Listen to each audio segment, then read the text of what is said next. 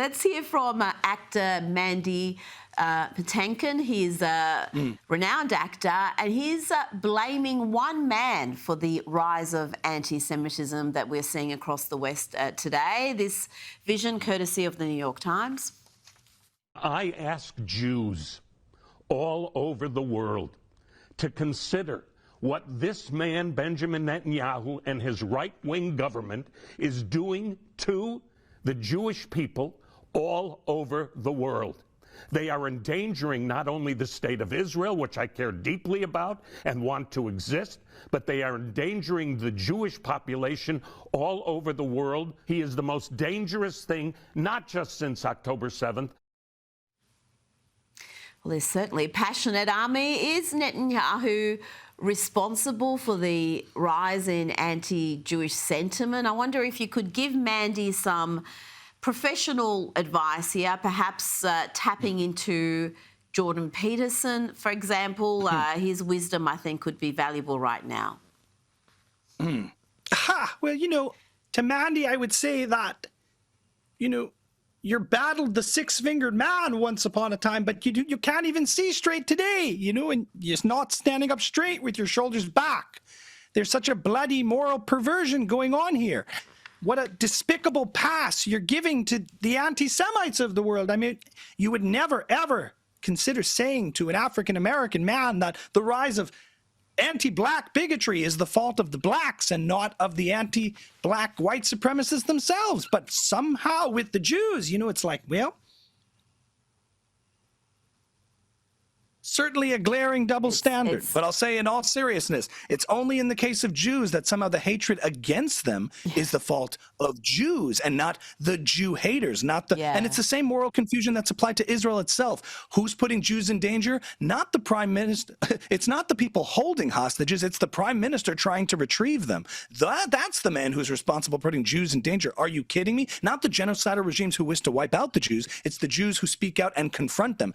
Somehow that's puts Jews in a more precarious position. And I thought we aren't conflating Zionism and Israel with Jews around the world. Oh, well, I thought that was the whole argument. Oh, but you're doing just that, Mandy, conflating the actions of Bibi as a government, Israel as a government, with Jews worldwide, and he's somehow putting them in danger. I mean, what a glaring hypocrisy. This is what happens in the face of evil: self-blame, sadism, this masochistic view that it's somehow our fault, it's on us, and the evil that is coming upon us as Jews, we deserve it, and we need to do everything we can to mitigate it rather than defeat it. It's unbelievable. Sorry. It is unbelievable. I lost my train of thought there. But you're so right, Ami, for the left to be indulging in victim blaming essentially here is it's shameful. Now, before you go, I will be speaking to Douglas Murray on tomorrow night's program. We have Douglas on the program every week, and I was wondering whether you had any words of advice for him, because he faces all sorts of threats and hostility from Islamists, from the anti-Israel lobby. Could you please deliver that advice to Douglas Murray as Douglas Murray? Well, it's good to be with you, Rita.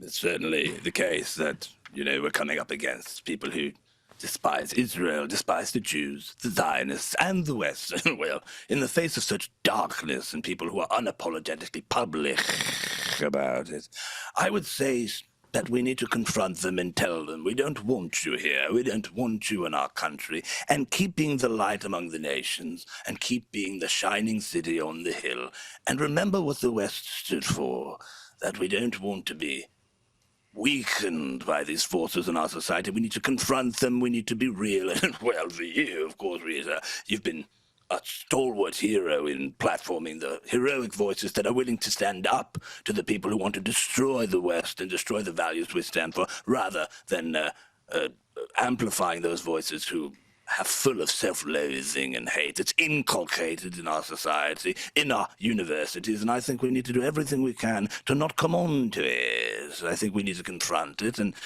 my advice to Douglas is to keep doing what he's doing and speaking truth and light. And who will defend the Jews?